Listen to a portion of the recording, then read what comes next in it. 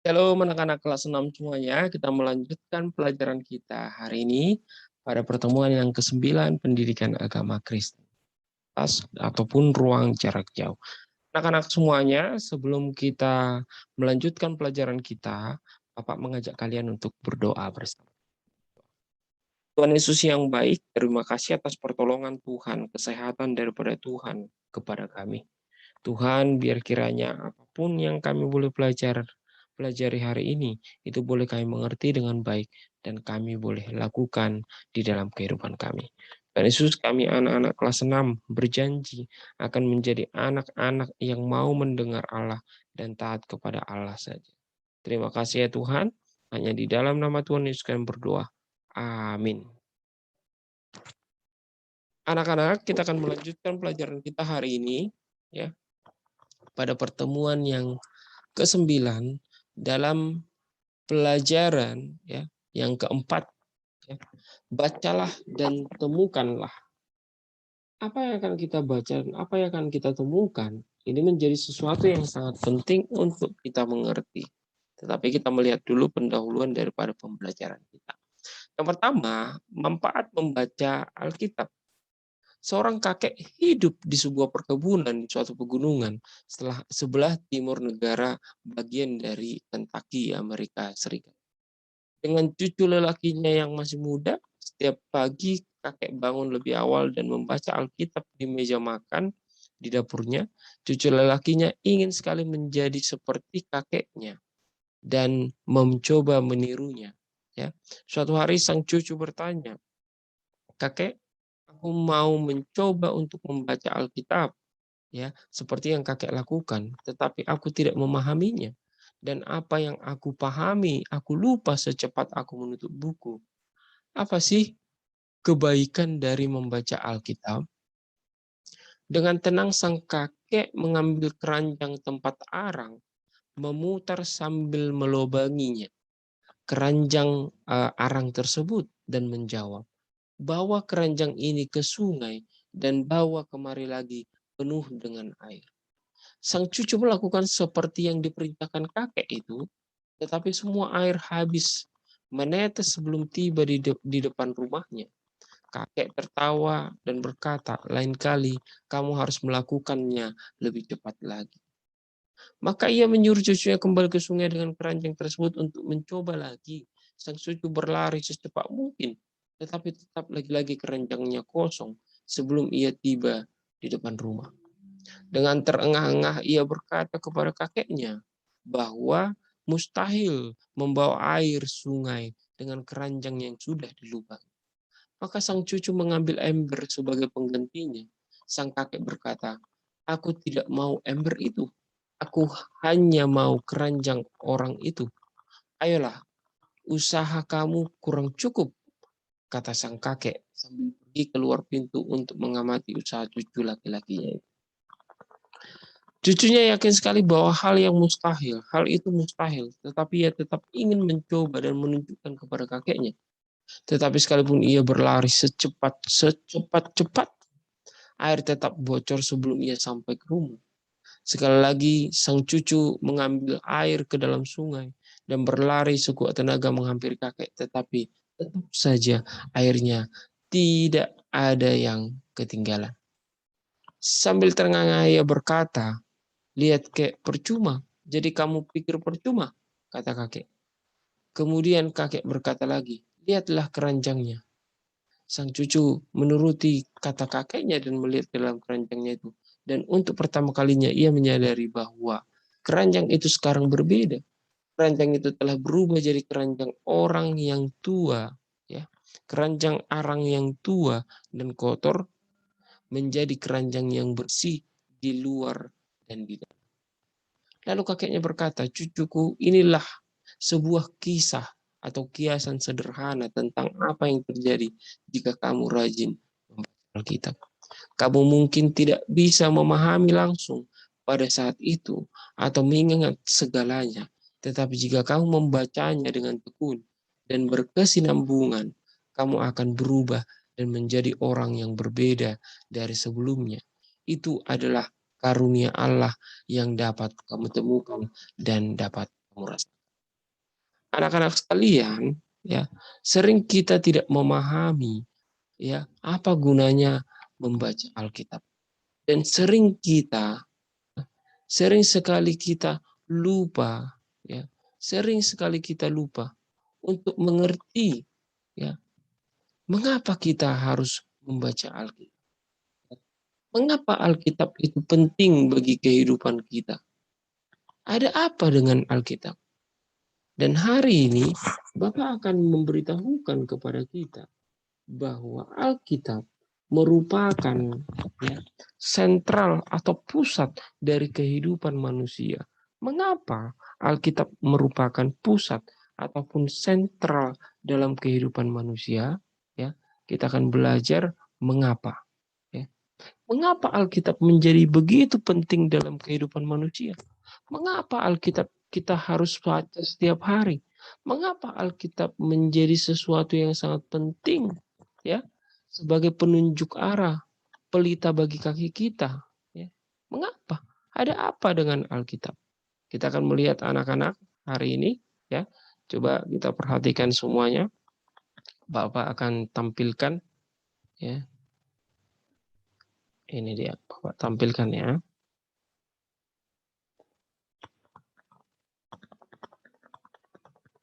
Oke.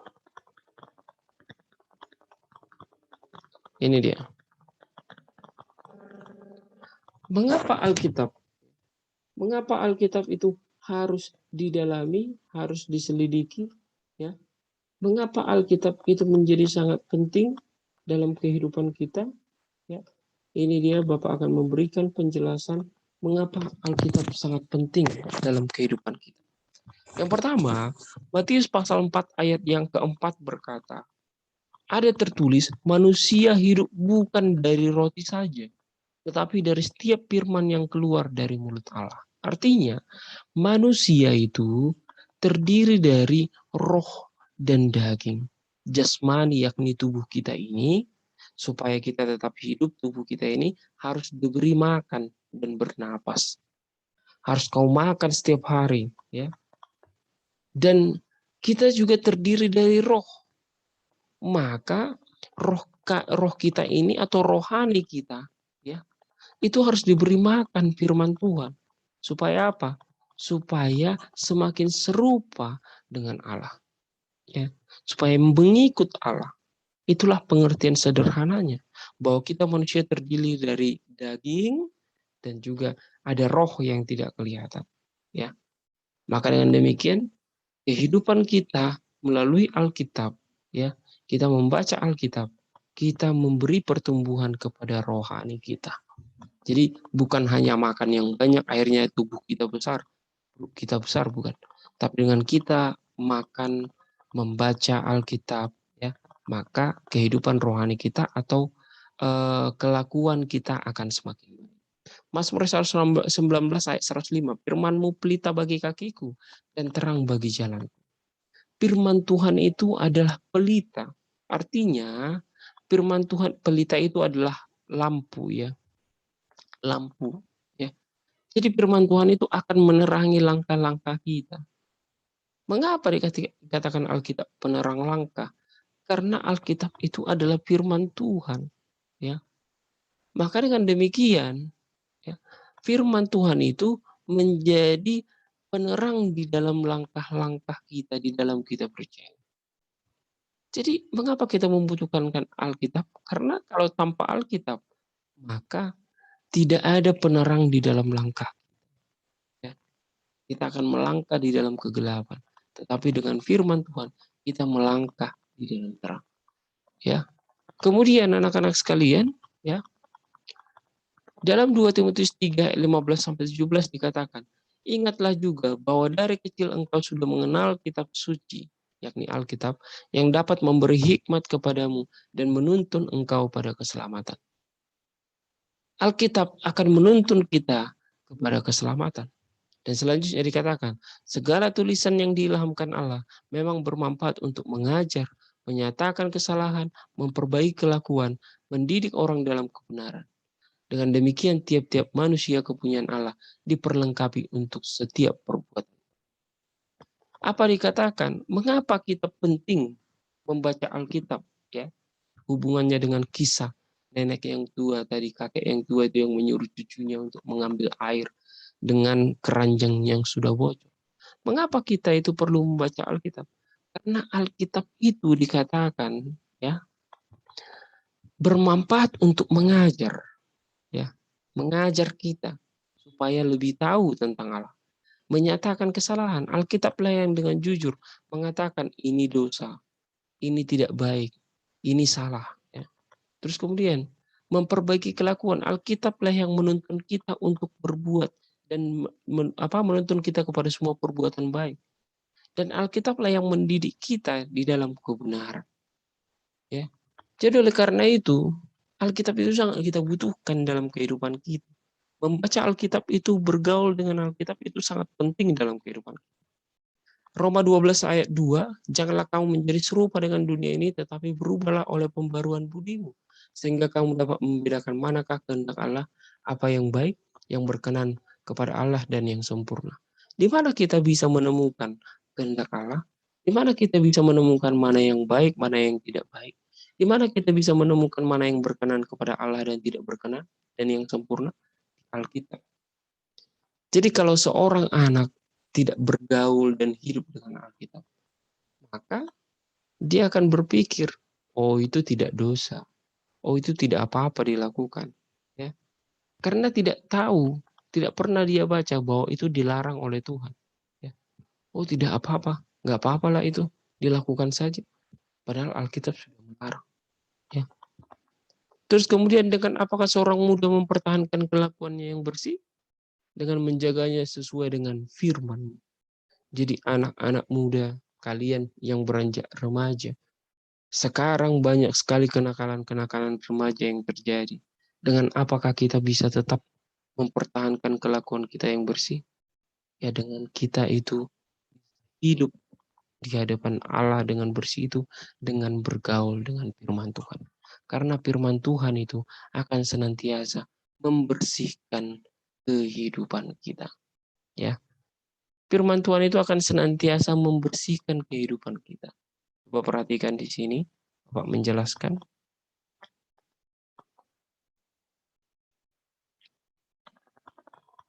Oke, Alkitab menjadi sentral atau pusat dalam kehidupan manusia itu mengapa? Karena dengan membaca Alkitab, ya, itu menjadi langkah awal kita membuka diri kepada Tuhan, ya. Kita mengenal Tuhan, ya. Kita disentuh oleh kebenaran firman Tuhan, ya. Oleh karena itu, anak-anak juga harus mulai bergaul dengan Alkitab. Ya, kita akan mengenal Tuhan lebih jauh, lebih dalam hanya melalui Alkitab. Apakah saya dapat mengenal Tuhan melalui Pak Batara? Gitu. Bisa, tetapi Pak Batara itu tidak lengkap. Batara itu manusia berdosa. Maka yang tidak berdosa, yang tidak salah, yang benar, yang bisa kita belajar tentang Allah, yaitu melalui Alkitab. Karena Alkitab ya itu lebih dari segalanya. Manusia itu semua manusia berdosa. Bapak, orang tua kita semua. Hanya Alkitab yang tanpa salah. Selanjutnya, mengapa Alkitab menjadi sentral atau pusat kehidupan kita? Karena dengan membaca Alkitab dan berdoa, ya, kita bisa hidup secara roh. Bapak katakan, Bapak sering mengatakan begini, berdoa adalah napas kehidupan orang Kristen. Napas kehidupan orang Kristen. Kalau kamu tidak berdoa, berarti kamu putus napas. Berarti kamu mati secara rohani. Tetapi ada hal yang juga sama pentingnya. Ya, berdoa dan membaca Alkitab. Membaca Alkitab itu seperti makanan, seperti kita sarapan pagi, memakan, sudah. Untuk apa? Untuk kebutuhan rohani kita. Jadi kalau kita berdoa tidak membaca Alkitab, itu sama dengan kita bernapas, tetapi kita tidak makan. Coba kamu bernapas terus, tapi kamu tidak makan. Kira-kira jasmanimu, tubuhmu mati nggak? Mati. 3 hari kamu bisa mati kalau kamu nggak makan. Tapi coba kamu makan terus, makan terus, makan terus. Tapi kamu tutup hidungmu, tidak bernapas. 10 menit bisa mati nggak? Mati. Demikianlah kehidupan orang percaya. Dia harus berdoa dan dia juga harus sering membaca Alkitab dan selalu membaca Alkitab. Karena apa? Berdoa adalah napas orang Kristen, membaca Alkitab adalah makanan rohani orang Kristen. Jadi kalau kamu hanya berdoa saja, kamu tidak makan atau tidak membaca firman Tuhan, maka kamu juga akan mati secara rohani. Kamu hanya makan firman Tuhan saja, baca Alkitab terus, tapi tidak pernah berdoa. Kamu juga akan mati secara rohani. Oleh karena itu, ya, kita harus berdoa dan membaca Alkitab senantiasa. Selanjutnya, ya, kebiasaan membaca Alkitab dan berdoa setiap hari itu akan berdampak baik kepada pola pikir kita. Sesuai dengan Roma pasal 12 itu tadi. Berubah oleh pembaharuan. Semakin sering kita mendengarkan firman Tuhan, semakin sering kita membaca firman Tuhan, maka itu yang akan menempel di dalam kepala dan otak kita. Maka apa yang menempel dalam otak dan kepala kita, itu akan mengarahkan kehidupan kita. Ya, pikiran-pikiran kita yang sebelumnya itu berpikiran buruk, berpikiran yang tidak baik, ya, itu akan digantikan oleh firman Tuhan. Akhirnya apa? Akhirnya apa yang terjadi? Pola pikir kita juga karena akan berubah karena apa yang ada dalam pikiran kita. Coba kita lihat selanjutnya ini dikatakan, ya.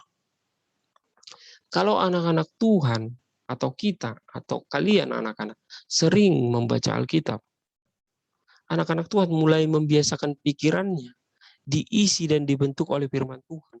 Maka pola percakapannya pun akan berbeda. Tidak sembarangan ngomong. Tidak ngomong-ngomong jorok. Gitu. Pola percakapannya akan mulai berubah. Kebiasaannya bercakap pun akan berubah. Yang biasanya dia ngomong tanpa arah, nggak ada gunanya, ya, cuman berisik-berisik aja, ya, menggosip, menggibah, yang memfitnah, mengejek, ya. Kalau kita sering bergaul dengan firman Tuhan dan membaca Alkitab, pelan-pelan, ya, pelan-pelan pikiran-pikiran yang tidak baik yang ada di dalam otak kita dikikis dan digantikan oleh firman Tuhan, ya. Tetapi kalau kalian tidak pernah membaca firman Tuhan, maka yang ada di sini adalah perkataan-perkataan kotor, mengejek, bagaimana menjahati teman, bagaimana julitin teman, bagaimana menggibah teman, ya, bagaimana mengejek teman, bagaimana membuat teman kesal. Akhirnya itu yang kita lakukan dalam kehidupan kita, ya. Tetapi kalau sudah firman Tuhan sering kita baca, maka firman Tuhan itu akan menyerap di dalam otak kita. Perbuatan-perbuatan kita pun semakin serupa dengan apa yang Tuhan ingin. Anak-anak sekalian, ya, seperti cerita tadi, cerita tentang seorang kakek, cucu, ya, di mana kakeknya menyuruh anak itu untuk berulang kali mengambil air di sungai. Ketika anak itu bertanya, apa sih kek gunanya kita membaca Alkitab? Ya, kakeknya tidak mau langsung menjawab supaya cucunya itu mengerti. Dia menyuruh, dia melubangi keranjang arang, menyuruh cucunya itu mengambil air. Percobaan pertama, tetap saja air tidak ada yang dia bawa sampai di depan rumah. Percobaan kedua, air juga tidak ada. Percobaan ketiga dia berlari lebih cepat, air juga tidak ada. Berulang kali dia coba lebih cepat, air juga. Terus dengan putus asa, cucunya itu berkata, tidak ada gunanya, kayak, ya, air itu mustahil bisa tetap ada. Dan saya bawa ke rumah. Tetapi kakeknya ternyata memberikan sebuah pengertian. Coba cucuku lihat ini. Apa yang berubah dari ember ini? Yang sebelumnya ember ini kotor, ya. Yang sebelumnya tempat arang ini, keranjang arang ini kotor, sekarang menjadi bersih. Artinya, berulang kali membaca Alkitab, berulang kali si anak itu tanpa sadar, dia mencelupkan keranjang itu ke air, mencelupkan keranjang itu ke air. maka pelan-pelan keranjang itu menjadi. Demikian juga kehidupan kita. Berulang kali kita membaca Alkitab, semakin sering kita membaca Alkitab, maka otak kita akan semakin bersih. Maka perbuatan-perbuatan kita juga akan semakin berkurang hal-hal yang tidak baik dari kehidupan kita. Jadi Alkitab itu akan mencuci pikiran kita, mencuci diri kita. Supaya apa? Supaya mampu mengikuti firman Tuhan. Mampu mengikuti. Oleh karena itu anak-anak, jangan henti-hentinya membaca Alkitab. Ya. Hidup kita akan semakin baik dengan kita rajin membaca Alkitab. Oleh karena itu, ya, pelajaran kita hari ini sangat singkat sekali. Karena Bapak hanya ingin kalian mau membaca Alkitab. Ya. Siapa yang hidupnya mau lebih baik, maka bergaulah dengan Alkitab. Bacalah Alkitab. Ya. Bahkan beberapa orang itu bersaksi ya, menjadi sukses karena kedekatan dia dengan Alkitab dan dengan Tuhan. Karena melalui Alkitab kita mengenal Tuhan, kita mengenal siapa diri kita, mengenal tujuan kita, mengenal ya perbuatan-perbuatan Allah dalam kehidupan kita. Ya, ingat, seperti keranjang arang itu yang berulang kali dicelupkan ke sungai, dibawa, sekalipun air tidak ada yang terbawa, keranjang itu menjadi bersih. Demikian kehidupan kita. Berulang kali kita membaca Alkitab, kita akan semakin bersih. Apa yang kita lakukan dengan tangan kita akan perbuatan-perbuatan yang disenangi oleh Tuhan. Kaki kita juga melakukan perbuatan-perbuatan yang disenangi Tuhan. Mulut kita juga, telinga kita, mata kita, semua yang ada dalam tubuh kita mengikuti semua kan. Anak-anak, pelajaran kita sampai di sini hari ini. Bapak meminta kalian, ya, Bapak meminta kalian untuk membuat video, membacakan ayat Alkitab, 5 ayat Alkitab. Bapak meminta kalian untuk membuat video, membacakan 5 ayat Alkitab yang kalian paling sukai. Contohnya seperti ini ya, baca Alkitabnya. Kayak gini. Contoh ya, yang kalian sukai. Yohanes, sebutkan dulu ayatnya di mana. Yohanes 3 ayat 16. Karena begitu besar kasih Allah akan dunia ini, sehingga ia telah mengaruniakan anaknya yang tunggal, supaya setiap orang percaya kepadanya tidak binasa, melainkan beroleh hidup yang kekal. Jadi baca dulu ayatnya tertulis di mana, baru baca isi. 5 ya, 5. Ya. Kamu bisa baca, bukan harus dihafal. Kamu bisa baca. 5 ayat. Tapi buat dalam bentuk video.